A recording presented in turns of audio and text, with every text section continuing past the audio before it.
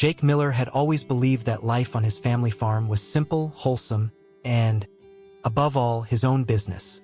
That belief was shattered one sunny Tuesday morning when he woke up to find a massive, for sale sign planted smack dab in the middle of his cow pasture. The sign wasn't just a rogue prank.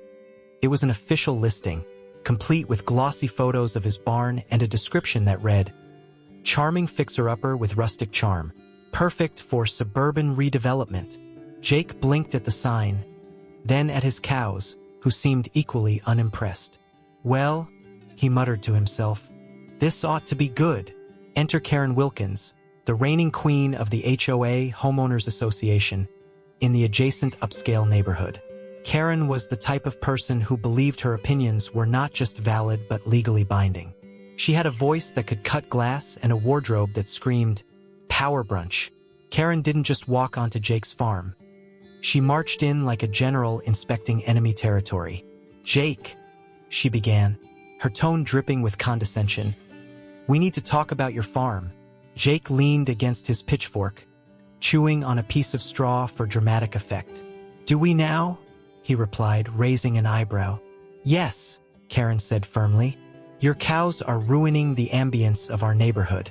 The smell is unbearable. The mooing is disruptive, and frankly, your property is an eyesore." Jake glanced at his cows, Betsy, Daisy, and Big Mac, all chewing cud peacefully. "They seem pretty content to me," he said. Karen ignored him and continued her tirade. "The HOA has decided that your farm needs to go. We've voted unanimously to list it for sale." Jake straightened up, his straw chewing stopped mid-crunch. "You voted? Lady, this farm isn't part of your HOA." Karen waved her manicured hand dismissively as if legal boundaries were mere suggestions. "Technicalities," she said. "But as a community leader, I have to think about the greater good." "The greater good?" Jake repeated incredulously. "Lady, this farm has been here longer than your neighborhood. Longer than you've been alive, probably." Karen's face tightened into a smile so forced it looked like her Botox was working overtime. "Well," she said sweetly but with an edge sharp enough to cut steel, "times change." Jake stared at her for a long moment before bursting into laughter. A deep belly laugh that startled even Betsy into looking up from her grass buffet. Karen's smile faltered as Jake wiped tears from his eyes. "Oh, you're serious?" Jake asked between chuckles. "Dead serious," Karen snapped. "Well then," Jake said, leaning back against his pitchfork again, "good luck with that." Karen stormed off in a huff, but not before delivering one final threat. "If you don't cooperate, I'll make sure you regret it." Jake watched her retreating figure and muttered under his breath, "Lady, I regret meeting you already." Over the next few days, Karen made good on her promise, or at least tried to. She sent Jake a barrage of letters claiming he was in violation of various HOA rules, none of which applied to him. She even went so far as to file complaints with local authorities about noise pollution and environmental hazards caused by his cows. Jake received visits from confused city inspectors who left after realizing Karen's claims were about as valid as monopoly money. But Karen wasn't done yet. She organized neighborhood protests outside Jake's farm gates, complete with signs that read, "No Moo Zone" and "Save Our Property Values." Jake watched from his porch as suburbanites in yoga pants and designer sunglasses chanted slogans while sipping iced lattes. It would have been funny if it weren't so ridiculous. Karen's piece de resistance came one morning when Jake woke up to find his driveway blocked by a fleet of luxury SUVs bearing HOA stickers. Karen herself stood at the front like a general leading her troops into battle. She held a clipboard and began barking orders. "We'll start with soil samples. Then we'll move on to noise measurements." Jake had had enough. He walked out onto his porch holding a steaming mug of coffee and shouted over the commotion, "Hey Karen! You know what else ruins property values? Angry farmers." Karen paused mid-bark and turned to face him. "What are you talking about?" Jake grinned mischievously. "You'll see." That afternoon, Jake posted an event on social media titled Farm Fresh Barbecue Bash. Free entry for HOA members.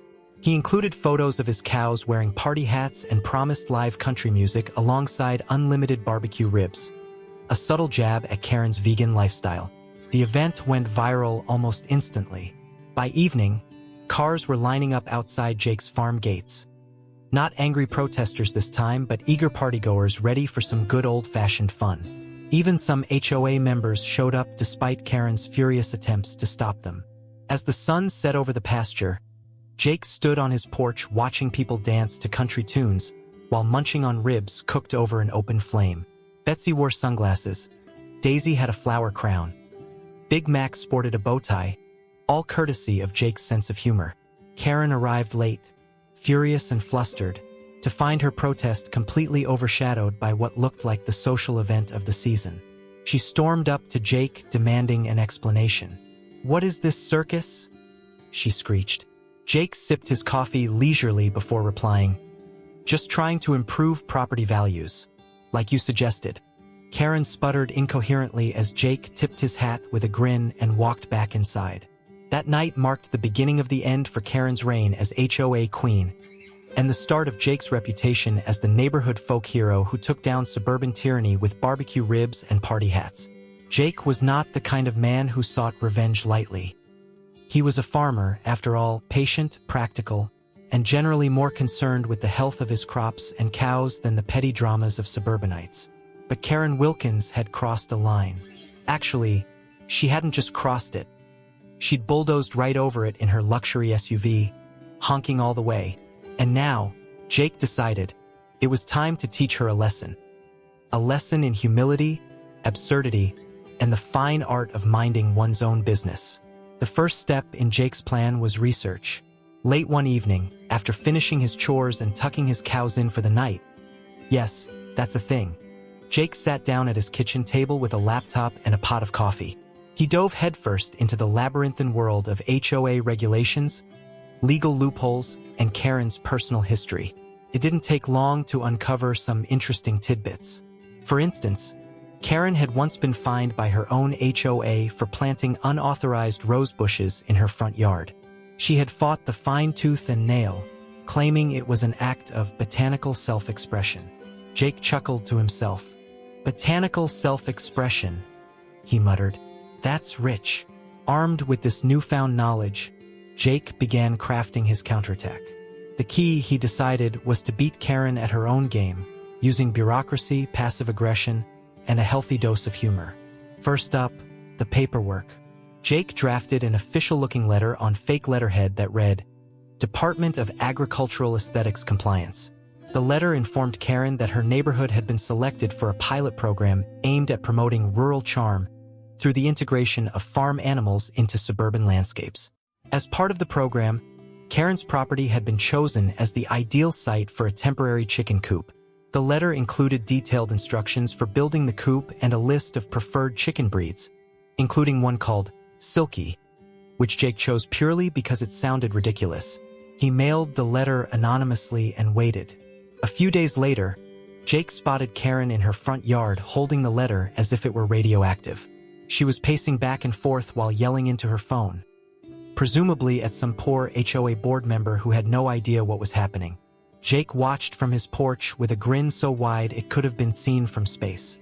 But that was just phase 1. Phase 2 involved social media. Jake created a Facebook page called Suburban Farm Enthusiasts and filled it with photos of his cows wearing flower crowns and captions like, "Betsy says, movie E over boring lawns? Pastures are the future." He then paid for targeted ads to ensure that every HOA member in Karen's neighborhood saw the posts. Within days, the page had hundreds of followers, many of whom were genuinely excited about the idea of turning their backyards into mini farms. Karen's neighbors began asking her if she'd heard about the movement and whether she planned to get chickens or goats first. Karen responded by sending out an HOA-wide email titled, "Urgent. Stop the farming madness." In it, she accused Jake of orchestrating a rural uprising and warned that livestock would bring disease, chaos, and worst of all, lower property values. Jake printed out the email and framed it.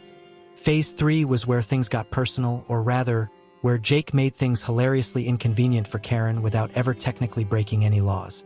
He started by renting several inflatable cows from a local party supply store and placing them strategically along the property line between his farm and Karen's house.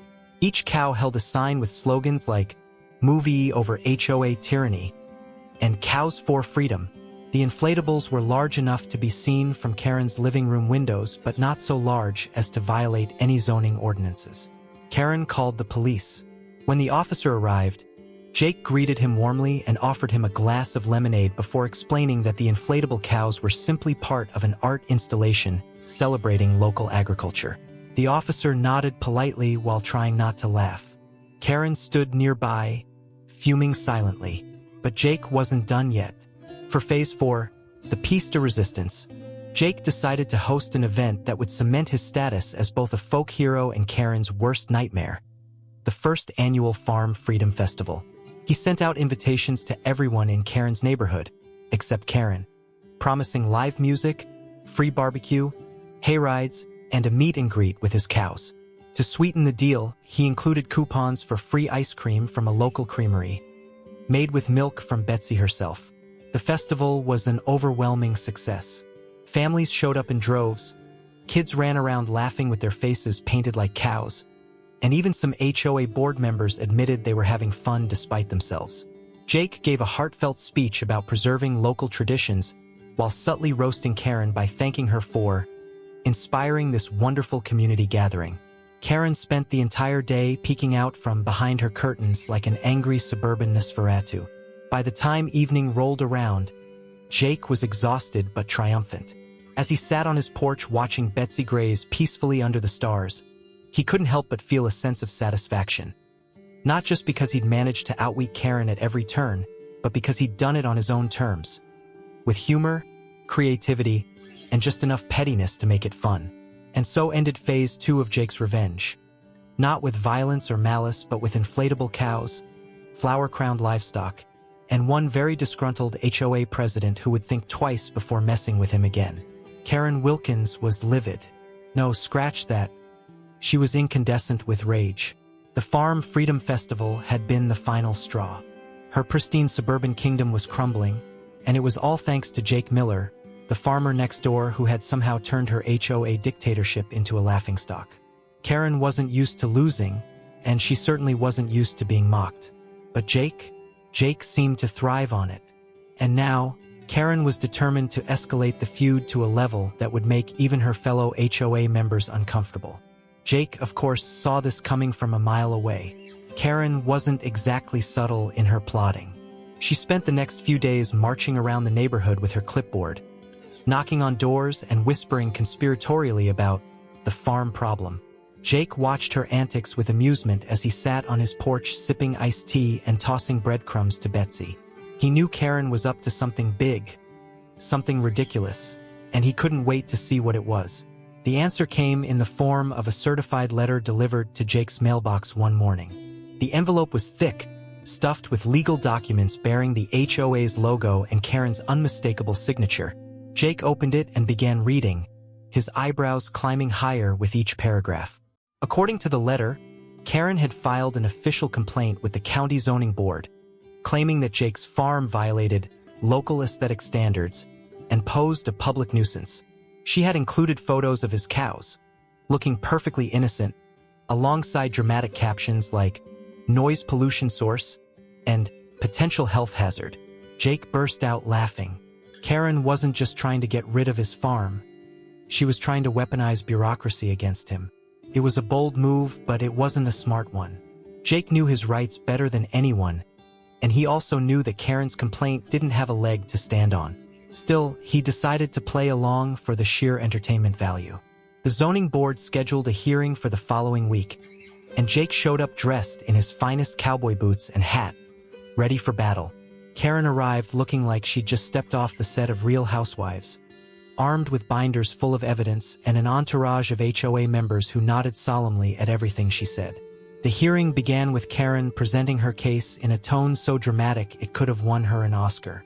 "Ladies and gentlemen," she began, gesturing theatrically toward a blown-up photo of Betsy chewing grass.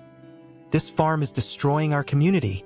The noise, the smell, the visual blight. It's unbearable. Jake leaned back in his chair, arms crossed, as Karen continued her tirade. She listed every possible grievance she could think of: mooing at odd hours, which she claimed disrupted her meditation sessions; manure odors, which she insisted were ruining her garden parties; and even the sight of cows grazing, which she described as aggressively rural. By the time she finished, half the room looked like they were trying not to laugh. When it was Jake's turn to speak, he stood up slowly and tipped his hat toward the zoning board members. "Well," he drawled, "I reckon I've heard some tall tales in my time, but this one takes the cake." The room chuckled softly. Jake proceeded to dismantle Karen's arguments one by one with calm precision. He explained that his farm had been operating legally for decades, long before Karen's neighborhood even existed, and that none of her complaints held any legal weight. He pointed out that cows were quieter than most lawnmowers and smelled better than half the perfumes sold at department stores, a comment that earned him a few chuckles from the audience. Finally, he presented his own evidence: photos of Betsy wearing sunglasses and Daisy sporting a flower crown. "These here are my cows," Jake said proudly. "They're good neighbors. Better than some folks I could name." Karen sputtered indignantly as the zoning board members exchanged amused glances. In the end, Jake won the hearing decisively. The zoning board dismissed Karen's complaint as frivolous and even issued a warning against filing baseless claims in the future. Karen stormed out of the room, muttering threats under her breath while Jake tipped his hat politely to everyone present. But Karen wasn't done yet. The next morning, Jake woke up to find his farm surrounded by caution tape bearing the HOA logo. Signs reading "Under Investigation" had been placed along his property line, and several HOA members were milling about with clipboards pretending to inspect things. Jake sighed deeply before grabbing his coffee mug and heading outside. "What in tarnation is this?" he asked loudly. Karen appeared from behind one of the signs, looking smugger than ever. "We're conducting an environmental assessment," she announced grandly. "Your farm may be violating conservation laws." Jake raised an eyebrow. "Conservation laws? Lady, I conserve more land than your entire neighborhood combined." Karen ignored him and continued barking orders at her clipboard-wielding minions while Jake stood there shaking his head in disbelief. That afternoon, Jake decided it was time for Phase 5 of his revenge plan: public humiliation on an epic scale. He called up a local news station and invited them to cover what he described as the most absurd HOA stunt in history. When reporters arrived at his farm later that day, they found Karen standing in front of Betsy holding a tape measure while two HOA members tried unsuccessfully to collect soil samples from Daisy's pasture. The reporters couldn't stop laughing as Jake explained the situation with deadpan humor. "These folks think my cows are some kind of environmental hazard," he said dryly. "Meanwhile, their SUVs are spewing more pollution than Betsy ever could." The news segment aired that evening under the headline "Farmer Fights Back Against HOA Tyranny." It featured interviews with Jake, who came across as charmingly sarcastic, alongside footage of Karen looking increasingly flustered as reporters asked her pointed questions about her vendetta against cows. By nightfall, Karen's reputation was in tatters, not just within her neighborhood but across social media, where people mocked her relentlessly using hashtags like #Cowgate and #KarenVersusBetsy. Jake watched it all unfold from his porch with Betsy by his side munching on hay contentedly. "Well," he said aloud to no one in particular except maybe Betsy herself, "I reckon karma works faster than I do sometimes." Jake Miller had never considered himself a celebrity, but thanks to Karen Wilkins and her relentless crusade against his cows, he was now something of a local legend. The news segment had gone viral, and Jake's inbox was flooded with messages from people across the country: farmers, suburbanites, and even a few HOA members, offering their support. Some sent him memes featuring Betsy wearing a crown with the caption "Queen of Mutiny." Others asked for advice on how to deal with their own Karen problems. Jake was flattered, amused, and slightly overwhelmed. But most of all, he was satisfied. Karen's reign of terror was crumbling faster than a cookie dunked in milk. Karen, on the other hand, was spiraling.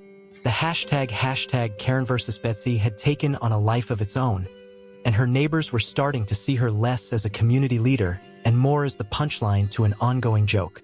Even the HOA board members, her former allies, were distancing themselves from her antics. Karen tried to regain control by sending out another HOA-wide email titled "The Truth About Jake Miller's Farm." But it backfired spectacularly when someone leaked it to the local news. The email included gems like, "Cows are not compatible with modern living," and "The smell of manure is scientifically proven to lower morale." The news anchor read these lines aloud with barely concealed laughter. Jake couldn't resist poking the bear one last time. He printed Karen's email onto flyers and handed them out at the farmer's market with a note that said, "Support local farms, even if Karen doesn't." The flyers were a hit, and Jake sold out of fresh produce within hours. Betsy got an extra serving of hay that evening as a reward for being the unwitting star of his marketing campaign.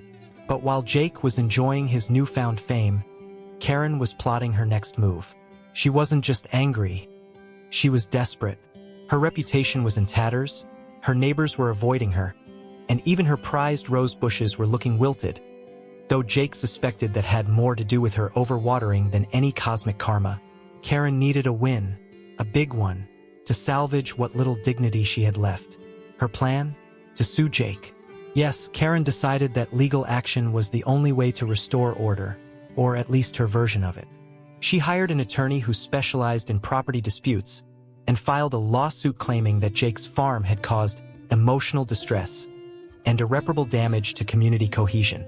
The lawsuit was ridiculous on every level, but Karen didn't care. She wanted revenge, and she wanted it now. When Jake received the court summons, he laughed so hard he nearly spilled his coffee. "Emotional distress?" he said aloud to Betsy, who blinked at him lazily. "Lady should have thought about that before she messed with my cows." Jake wasn't worried about the lawsuit. He knew it wouldn't hold up in court, but he also knew that Karen's desperation presented an opportunity. One final chance to turn the tables on her in spectacular fashion. The day of the trial arrived, and Jake showed up at the courthouse dressed in his usual cowboy boots and hat, carrying a folder filled with evidence, mostly pictures of happy cows.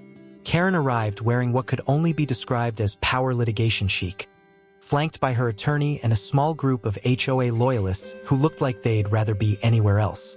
The courtroom was packed, not just with locals, but also with reporters who had been following the saga since #Cowgate first went viral. The judge, a no-nonsense woman with glasses perched on the edge of her nose, looked mildly amused as she read through Karen's complaint. "Ms. Wilkins," the judge began, "you're claiming that Mr. Miller's farm has caused you emotional distress?" "Yes," Karen replied confidently. "And irreparable damage to community cohesion?" "Absolutely." The judge raised an eyebrow. "Can you provide evidence to support these claims?" Karen launched into yet another dramatic monologue about mooing cows, manure smells, and how Jake's farm had turned her neighborhood into a rural nightmare.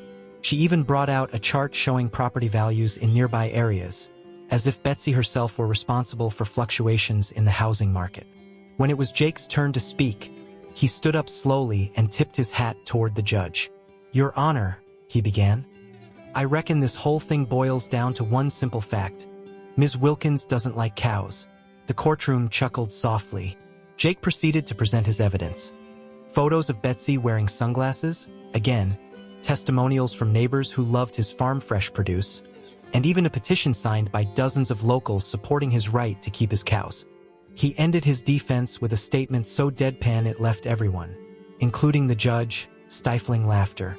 "Your Honor," Jake said solemnly, "I'd argue that Betsy here has done more for community cohesion than Ms. Wilkins ever could." The judge ruled in Jake's favor within minutes, dismissing Karen's lawsuit as frivolous and warning her against wasting court resources in the future. The courtroom erupted in applause as Karen stormed out looking like she'd swallowed a lemon whole. Jake walked out of the courthouse feeling lighter than air. Not just because he'd won, but because he knew this was truly the end of Karen's crusade against him. Her reputation was beyond repair. Her HOA allies had abandoned her entirely, and even her rose bushes looked like they'd given up on life. Back at the farm, Jake celebrated with a big barbecue dinner featuring ribs, cornbread, and homemade ice cream, courtesy of Betsy's milk. He invited everyone in town, except Karen, and spent the evening swapping stories about cows while laughing under the stars. As for Karen, she quietly sold her house a few weeks later and moved out of town without so much as a goodbye. Rumor had it she'd relocated to another HOA-controlled neighborhood where she could start fresh. But Jake doubted she'd learned anything from her downfall. Standing on his porch that night watching Betsy graze peacefully under the moonlight, Jake felt nothing but gratitude for his farm, his neighbors, and even for Karen, though mostly because she provided him with endless entertainment. "Well," he said aloud to no one in particular except maybe Betsy herself, "I reckon some folks just don't know when they're beat." And that's how Jake Miller, a humble farmer armed only with humor, patience, and one very photogenic cow, took down suburban tyranny one moo at a time. If you enjoyed this story as much as I enjoyed telling it, don't forget to like this video, share it with your friends who might need some inspiration against their own Karens, leave a comment below about your favorite part, and subscribe for more tales of sweet revenge.